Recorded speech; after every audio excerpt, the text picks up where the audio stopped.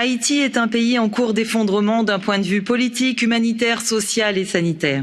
Rarement un pays a été gouverné par une telle bande de criminels et d'incompétents. Le quotidien du peuple, c'est la mort, les assassinats, l'impunité, l'insécurité et la corruption. À cause de l'instabilité du pays, de nombreuses bandes criminelles contrôlent plusieurs quartiers dans les villes en enlevant des centaines de citoyens innocents chaque année.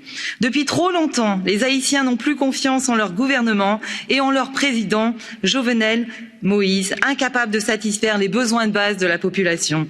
Que pouvons-nous faire pour faire respecter l'état de droit, la démocratie et le respect des droits de l'homme en Haïti? Nous ne pouvons pas rester sans rien faire face à cette situation. En restant trop discrète, face au maintien au pouvoir du président Moïse, la communauté internationale se fait complice d'un pouvoir autoritaire qui génère pauvreté, violence des gangs et insécurité alimentaire. Nous, Européens, avons notre part de responsabilité et n'ignorons pas les appels du peuple haïtien. Prenons explicitement nos distances avec Jovenel Moïse et son gouvernement. Nous travaillons avec les organisations qui appellent à une stabilisation démocratique du pays.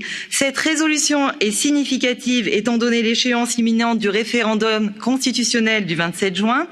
Nous condamnons l'organisation du référendum constitutionnel voulu par le président Moïse qui lui permettrait de concentrer plus de pouvoir entre ses mains. Les élections doivent être libres, crédibles, transparentes. Nous demandons à l'Union européenne et à la communauté internationale de soutenir Haïti dans cette entreprise. Il n'y a plus de temps à perdre.